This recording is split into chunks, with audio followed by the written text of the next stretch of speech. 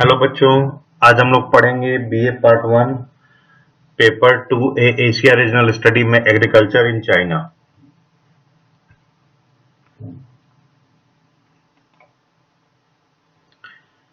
दुनिया का 9% जो कृषि युक्त भूमि है चाइना के पास, लेकिन ये दुनिया का 20% फूड प्रोडक्शन करती है, जो कि बहुत ही बड़ी बात है। और इसके अलावा दुनिया का 29% मीट और 50% वेजिटेबल सब्जियां ये उगाता है। और ये चाइना जो है वर्ल्ड का लार्जेस्ट एग्रीकल्चरल इकोनॉमी है। और इसका जो एग्रीकल्चर प्रोडक्ट आउटपुट है वो अमेरिका से दोगुना है। और यहाँ की जो एग्रीकल्चर में जो भूमि है इसका बहुत ज्यादा यूज किया जाता है। ऐसे रोड के किनारे होते हैं, ट्रैफिक ट्रायंगल्स हैं, उन सभी पे या घरों के दीवारों पर इन पर भी कृषि की जाती है। और जो 10 से 15% जो भाग है इतने में ही हम सारा करते हैं। जैसे सऊदी अरेबिया में 1% पे होता है, भारत में 50% पे। और जो यहाँ का इरिगेशन है वो टोटल जो क्रॉप लैंड है उसका 40% है। जैसे इंडिया में 23% है, तो 23% से लगभग डबल हो जा रहा है। और एवरेज यील्ड भी जो है वो इंडिया से डबल होता है। ये पिछले 30 सालों में काफी कुछ चेंज हुआ। एक बार इसको देखिए। देखिए, दुनिया का सबसे ज्यादा पॉप, टोबैको, तंबाकू, अंडे, फल और सब्जियां, कॉटन, ये पहले हम लोग जानते थे। जैसे 90s तक राइस और वीट था, लेकिन ये ऊपर आप 5 ऐसे कैटेगरी देख रहे हैं जो ये पिछले 20 सालों में हुआ है। ये वर्ल्ड में नंबर 1 पर है। उसके बाद राइस है, वीट है, फिर कॉर्न है, चिकन, बीफ, सोयाबीन और मिल्क। इनका एक कम्युनल फार्मिंग सिस्टम हुआ करता था, जो कि अलग अलग जमीन के जो पूरी कम्युनिटी को बना के कम्यून बेस्ड फार्मिंग की जाती थी। लेकिन ये पिछले 30 सालों में सारा चेंज हो गया है। और अब जो है ये टूट के इनको पर्सनली लोग इसको अपने पास जैसे 30 से 50 साल के लीज पर रख सकते हैं। 2001 में ये WTO का पार्ट बना। उसके बाद यहाँ का एग्रीकल्चर काफी तेजी से डेवलप किया। और उसके बाद जैसे फ्रूट्स एंड वेजिटेबल्स में ये दुनिया में नंबर 1 है। और जो भी लैंड इंटेंसिव एग्रीकल्चर प्रोडक्ट्स हैं, सोयाबीन और कॉटन, इनको ये जो इंपोर्ट करते हैं बाहर से, क्योंकि यहाँ के जो बड़े लोग हैं उनका खाने पीने का जो है तरीका बदल चुका है। अब ये ज्यादा मीट कंज्यूम करते हैं, उसकी वजह से कुकिंग ऑयल की भी जरूरत होती है। और सोयाबीन जो है इसको ये लोग बाहर से इंपोर्ट करते हैं। ये लाइफ स्टॉक के लिए भी जरूरी है और तेल के लिए भी, खाने के तेल के लिए। इसके अलावा कॉटन, अच्छी क्वालिटी के कपड़े, इनका भी इंपोर्ट आज काफी ज्यादा हो गया है। ये दुनिया का लार्जेस्ट इंपोर्टर है सोयाबीन और कॉटन का। एग्रीकल्चरल प्रोडक्टिविटी रेट इसकी बहुत हाई है, 2.5%, जो कि यूएस के 1.5% से भी काफी गुना है, ज्यादा है, और ब्राजील से। और पिछले 30 सालों में इसकी जो एग्रीकल्चर प्रोडक्शन है 5.5%, लगभग 5.3% पर एनम के रेट से बढ़ी है, जो कि बहुत ही उम्दा किस्म है। और चाइना में जो ग्रेन प्रोडक्शन है ये 50% से भी ज्यादा बढ़ी है। इसके पास एग्रीकल्चर लैंड कम है, लेकिन इसने उसको बहुत अच्छे से प्रयोग लाया। और इसके लिए इन्होंने केमिकल फर्टिलाइजर का बहुत ज्यादा यूज किया। आज दुनिया का 1/3 नाइट्रोजन फर्टिलाइजर और 1/3 फॉस्फेट फर्टिलाइजर ये प्रयोग में लाता है। चाइना का एग्रीकल्चर रीजन तो आप जान लें कि मूलतः आधे से ज्यादा जो चाइना का लैंड है वो एग्रीकल्चरली प्रोडक्टिव नहीं है, काफी कम है। और उसमें जैसे वीट है, कॉर्न है, सोयाबीन, बार्ली, सोरगम, मिलेट, ये नॉर्थ और सेंट्रल चाइना में होते हैं। राइस जो है सबसे ज्यादा साउथ में है। और कहीं कहीं डबल क्रॉप राइस भी होता है, और ये कोस्टल एरिया में ज्यादा है। नॉर्दर्न प्लेन जहाँ की बीजिंग भी है, यहाँ पे चाइना का 65% एग्रीकल्चर प्रोडक्शन होता है। और वीट और कॉर्न के लिए ये जाना जाता है।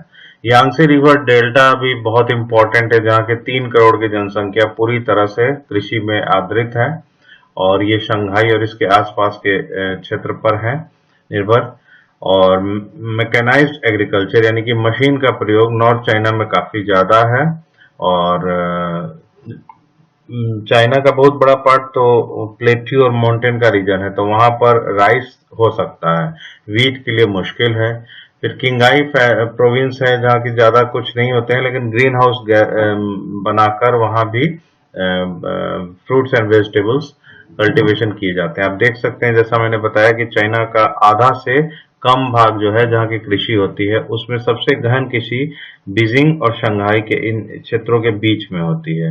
यानी आप देख सकते हैं ये नदी घाटियां जो है, यांगसे मांगो का जो घाटी ये आप देख सकते हैं बीजिंग, इसके पास यहां से लेकर ये आपको इसको आप कह सकते हैं पूर्वी भाग, पूरे पूर्वी भाग में कृषि होती है। आप देखिए ऊपर तो हल्की वीट थोड़ी बहुत है, लेकिन जो नॉर्थ ईस्ट है ये विंटर वीट के लिए जाना जाता है। फिर यांगसी का राइस और वीट, उसके नीचे राइस और टी का एरिया, और सबसे नीचे डबल क्रॉप राइस एरिया है। पश्चिम भाग में भी राइस है, सिजवान का और साउथ वेस्टर्न राइस का एरिया है। फार्म जो है यहाँ का, इसके साथ शुरू से ही जैसे मैंने बताया कि ये कम्यून सिस्टम था जो कि अब टूटा है, और अब इनको जैसे किसी भी एक फैमिली को 1.2 एकड़ तक का जमीन 30 से 50 साल के लीज पर दिया जाता है, और वो उसको चाहे तो बैंक से लोन लेकर अपना पर्सनल भी उसको रेंट सब रेंट कॉन्ट्रैक्ट कर सकते हैं। पहले ये सारा कम्यून सिस्टम था, एक जैसा जो गवर्नमेंट पॉलिसी बनाती थी उस आधार पे इनकी खेती की कृषि होती थी। चाइना का सीरियल प्रोडक्शन जैसा कि मैंने बताया सबसे लार्जेस्ट है, जो अभी लास्ट रिपोर्टेड है 550 मिलियन टन, जो कि 1993 में 440 मिलियन टन था। सबसे ज्यादा इनका राइस है, फिर कॉर्न है, स्वीट पोटैटो है, व्हीट है, शुगर केन है और पोटैटो। अदर्स में है बार्ली, बकवेट, मिलेट, ओट, राई, sorghum। सब्जियों में मैंने जैसा बताया, सब्जी और फल के मामले में चाइना काफी आगे जा चुका है, तो cabbage, tomato, cucumber, dry onion, और फ्रूट्स में सारे citrus fruit, watermelons, apples, citrus fruit, banana, mango होते हैं। और ये तंबाकू के प्रोडक्शन के लिए भी फेमस है। गड़बड़ी कहाँ है कि फर्टिलाइजर का यूज बहुत ही ज्यादा होता है। दुनिया का 1/3 फर्टिलाइजर चाइना में प्रयोग होता है, और ये एक बहुत बड़ी समस्या बनते जा रही है। आप देख सकते हैं कि इनको जो फूड इमरजेंसी या फूड सेल्फ सफिशिएंसी के लिए इनकी गवर्नमेंट ने बहुत तरह के ऐसी योजनाएं बना रखी हैं कि कभी अगर कोई क्रॉप फेलियर भी होता है तो गवर्नमेंट इसमें आगे आकर सहयोग करती है।